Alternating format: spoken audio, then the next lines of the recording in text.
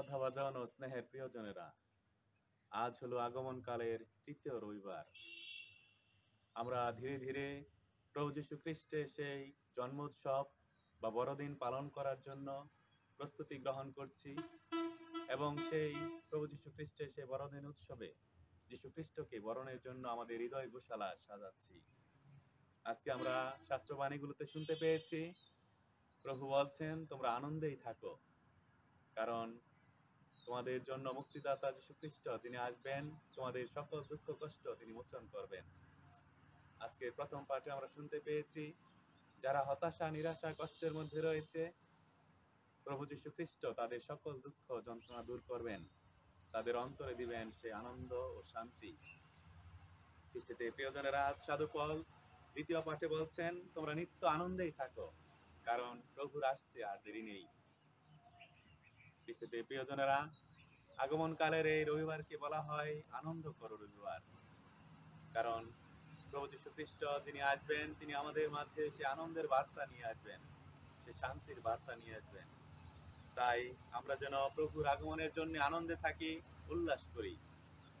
আর দীক্ষাগুরু যোহান মঙ্গল সমাচারে ঠিক একই কথা বলছেন, যেন আমরা আমাদের সে হৃদয় মন প্রস্তুত করি, আমাদের অন্তর দুয়ার প্রস্তুত করি প্রভু যীশু খ্রিস্টকে বরণের জন্য। তিনি বড় প্রান্তরে ঘোষণা করে চলেছেন, প্রভুর আসার পথ প্রস্তুত করো। একইভাবে তিনি বলছেন, যেখানে অন্যায়, যেখানে অন্যায্যতা, শোষণ, নিপীড়ন, প্রভু যীশু খ্রিস্ট সেখানে ন্যায্যতা প্রতিষ্ঠা করবেন, সত্য প্রতিষ্ঠা করবেন। আর তিনি সে অন্যায়কারীদের সতর্কবাণী ঘোষণা করছেন। মহান মুক্তিদাতা যীশু খ্রিস্ট যিনি আসবেন, তিনি আমাদের মাঝে সে ন্যায্যতার, সত্যের, শান্তির ও ভালোবাসার বাণী নিয়ে আসবেন। তাই খ্রিস্টের সেই বিনম্র সেবক হিসেবে দীক্ষাগুরু যোহান সেই বার্তা সকলের মাঝে ঘোষণা করছেন। তিনি বলছেন, আমার পরে যিনি আসবেন তিনি আমার চেয়েও মহান। তিনি পবিত্র আত্মার অবগাহনে আমাদের প্রত্যেককে দীক্ষা স্নাত করবেন। তাই খ্রিস্টদের প্রিয়জনেরা, আগমনকালের এই তৃতীয় রবিবারে আমরা প্রভু যীশু খ্রিস্টের সে আগমনের জন্য আরেকটু গভীরভাবে ধ্যান করি, আমাদের হৃদয় মন প্রস্তুত করি, যেন আমাদের সেই মুক্তিদাতা যীশু খ্রিস্টকে অন্তরে বরণের মধ্য দিয়ে আমরা লাভ করতে পারি সে আনন্দ ও শান্তি।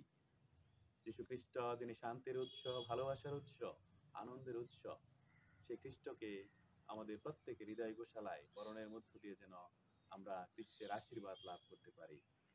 ঈশ্বর আজকে আমাদের প্রত্যেককে সে চেতনা প্রেরণা দান করুন।